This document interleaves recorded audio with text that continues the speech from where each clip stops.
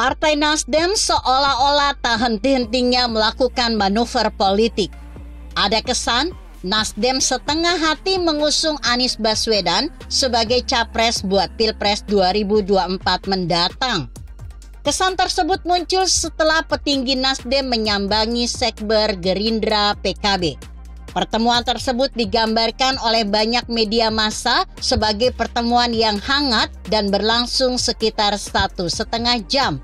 Bukan itu saja, Ketua Umum Nasdem Surya Paloh kemudian juga mendatangi Ketua Umum Golkar pada Rabu 1 Februari 2023. Kebetulan pada Rabu tersebut bertepatan dengan Rabu Pon pada Penanggalan Jawa dan diyakini akan terjadi reshuffle kabinet. Memang, Presiden Jokowi punya kebiasaan melakukan reshuffle kabinet pada Rabu Pon. Ternyata, apakah karena ada pertemuan Surya Paloh dan Erlangga tersebut atau karena hal lain? Hingga tulisan ini ditulis, belum dilakukan reshuffle yang ditakuti Nasdem itu. Memang, jika ditelusuri ke belakang, setelah mendeklarasikan pencapresan Anies, Nasdem seperti mendapat ujian berat dengan renggangnya hubungan Surya Paloh dan Presiden Jokowi. Ketidakhadiran Jokowi di acara Puncak HUT Nasdem pada 11 November 2022 lalu menjadi salah satu indikasi ada sesuatu.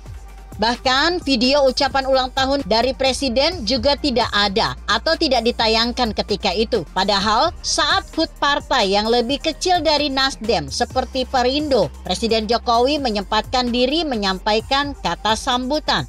Lalu merebak lagi isu reshuffle kabinet dengan sasarannya konon mengganti menteri asal Nasdem. Sebagai partai pendukung Jokowi selama 2 periode, tentu saja Nasdem punya jatah di kabinet, termasuk di Kabinet Indonesia Maju saat ini. Ada 3 menteri asal Nasdem yang sekarang mungkin lagi ketar-ketir menunggu keputusan Presiden. Apakah akan berlanjut atau dihentikan di tengah jalan? Pertama, Menteri Lingkungan Hidup dan Kehutanan yang dipercayakan kepada Siti Nurbaya Bakar.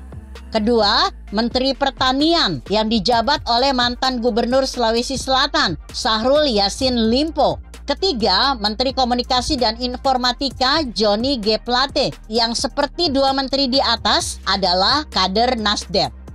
Apakah dengan Nasdem mendekat kepada Gerindra, PKB, dan Golkar menjadi semacam sinyal akan batalnya pencapresan Anies? Lalu, bagaimana nasib koalisi perubahan yang merupakan kerjasama Nasdem, PKS, dan Partai Demokrat? Surya Paloh sendiri mengatakan terbuka kemungkinan Nasdem masuk ke Koalisi Indonesia Baru (KIB) yang beranggotakan Partai Golkar, P3, dan PAN. Namun, bisa juga justru KIB yang bergabung ke Nasdem. Tentu hal ini juga berlaku bagi Gerindra dan PKB yang telah lebih dahulu dikunjungi Nasdem. Melihat manuver Nasdem, maka Partai Demokrat dan PKS pun mulai kompak. Sudah sama-sama berbulat tekad mengusung Anies. Malah Nasdem sebagai inisiator jadi terkesan ragu-ragu. Mau dibawa kemana hubungan kita? Kira-kira begitulah pertanyaan dalam hati pengurus Partai Demokrat dan PKS terhadap Nasdem. Ya, pertanyaan itu mungkin dalam hati saja. Karena pernyataan resminya tentu seolah-olah tidak ada apa-apa. Bahkan Anies Baswedan sendiri agaknya juga bertanya dalam hati tentang kepastiannya menjadi calon presiden pada Pilpres mendatang. Kita tunggu saja seperti apa jadinya ending drama lika-liku politik yang makin panas ini. Begitu kira-kira. Artikel ini ditulis Irwan Rinaldi Sikumbang yang disadur dari Kompasiana.com dengan judul Manuver Nasdem. Mau dibawa kemana Demokrat dan PKS?